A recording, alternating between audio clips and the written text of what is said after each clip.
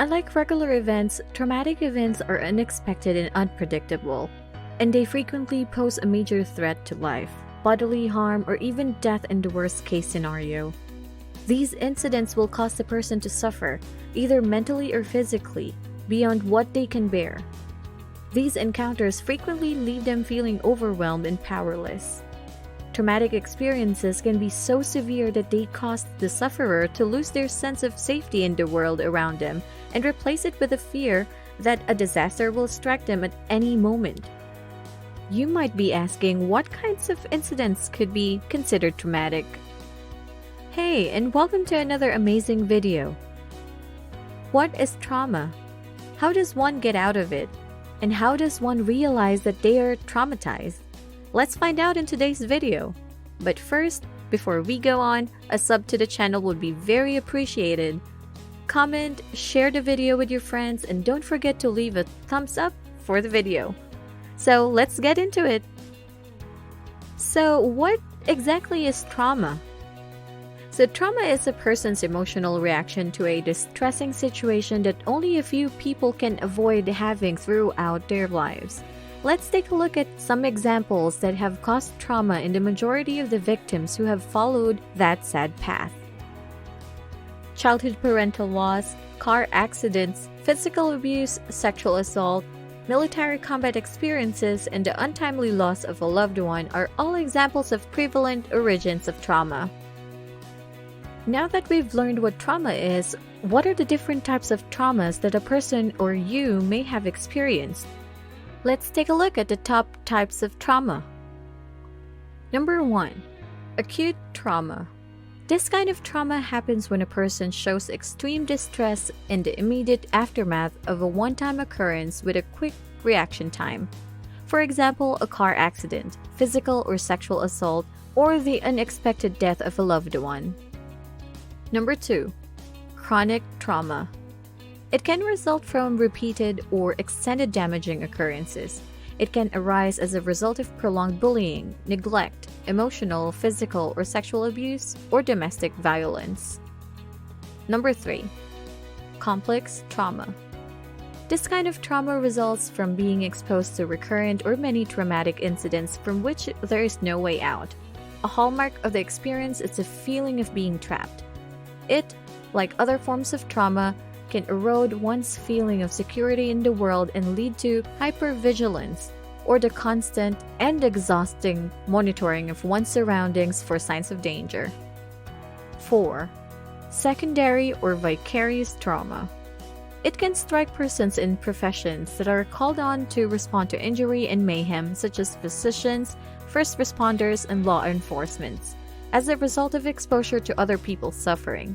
Such persons are in danger of developing compassion fatigue, which occurs when they forego investing emotionally in other people to prevent suffering distress. 5. Adverse childhood experiences, ACE. It spans a wide range of challenging situations that children confront or witness as they grow up before they learn adequate coping strategies. ACEs may wreak havoc on a child's development, and emotional scarring can persist well into childhood. Among the most common types of adverse childhood experiences are the death of a parent, neglect, emotional, physical, or sexual abuse, and divorce.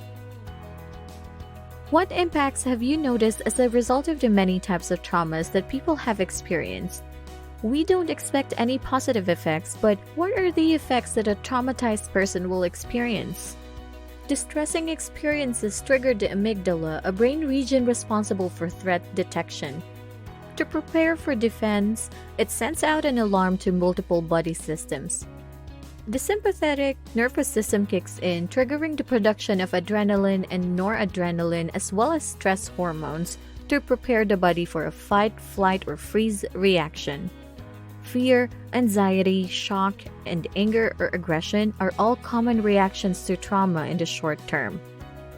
As the crisis passes and the experience fades from memory, such bad sentiments fade away, but for some people, the upsetting sensations might endure, interfering with day-to-day life. Long-term trauma survivors may experience emotional abnormalities such as intense anxiety, anger, grief, survivor's guilt, disassociation, inability to perceive pleasure, anhedonia, or post-traumatic stress disorder, PTSD. The amygdala becomes overactive, causing an outpouring of stress hormones as a result of its overreaction to tiny perturbations. People who are constantly in defense mode and on the lookout for threats may have sleep or bodily discomfort issues, have turbulence in their personal and professional relationships, and have a lower feeling of self-worth. When people realize their struggles and regard themselves as survivors rather than victims of terrible events, positive psychological adjustments can occur. They should start building up resilience, developing good coping skills, and developing a sense of self. Some people may experience post-traumatic growth, which includes strengthening connections, rebuilding relationships with new meaning and/or spiritual purpose, and developing greater respect for life. It may seem counterintuitive, but post-traumatic growth can coexist with PTSD. Victims of a traumatic event may develop coping mechanisms to help them cope with the mental or bodily pain they are feeling. These tactics sometimes include maladaptive habits like poor diet, tobacco use, or drug and alcohol use. While these coping mechanisms may provide some respite, they can also lead to anxiety, social isolation, and chronic diseases. Turning to drug abuse has been noted as a major symptom since most of the victims find moments of relief under the influence. While there is no right or wrong ways to cope with traumatic events, there are some common trauma signs and symptoms to look out for, all in different categories. But let's start with emotional and psychological trauma symptoms.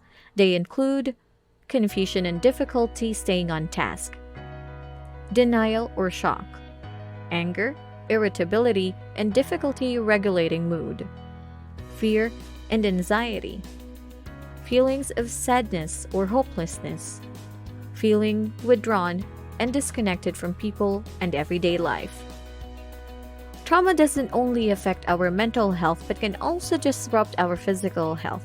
Studies have shown a direct correlation between trauma and health conditions like type 2 diabetes, COPD, heart disease, high blood pressure, and even cancer.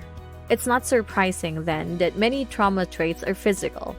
These include insomnia, fatigue, nightmares, racing heartbeat, muscle tension, aches and pains, being startled easily. Trauma symptoms are frequently confused for other psychological disorders such as depression, which do not always have external causes or influences. Depression is a common phenomenon. Almost everyone will experience it at some point in their lives, and it will come and go for many people. It can hit unexpectedly or worsen during stressful periods, such as financial difficulties or the termination of a long-term relationship. They share the same symptoms. Well, don't mix them up. Trauma, on the other hand, happens after a life-threatening occurrence, such as sexual assault, domestic violence, or abuse. Seeing, hearing, or feeling things that remind you of the event are frequently linked to the symptoms of trauma. If you've been in a serious car accident, for example, driving may cause you substantial worry.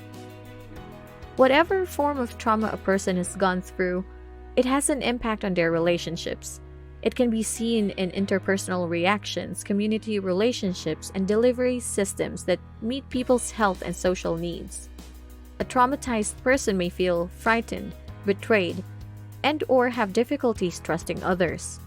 This can result in shame, indifference, or isolation, as well as heightened emotions such as rage or aggression. This can have a detrimental impact on the patient-physician relationship, and as a result, the patient's willingness to participate in their treatment in the setting of healthcare. These people indeed go through a lot in their day-to-day lives. Protective factors like supporting relationships with family members, a teacher, or others in the community can help people shield themselves from the effects of trauma and build resilience to help them overcome adversity and confront challenges. Trauma-informed approaches to therapy, such as relationship healing and trauma-specific treatments, can help patients begin to process their experiences healthily. There are many phases to healing, and each person's journey is unique. These signs are not designed to be opportunities for self-criticism, but rather rerouting signs. Consider the steps you've taken to get where you are now. I applaud your commitment to mending if you have been a victim. Allow yourself to return to the journey with a fresh perspective. You will have begun your healing process by doing so, no matter how minor the steps appear to be. This brings us to the end of the video for today.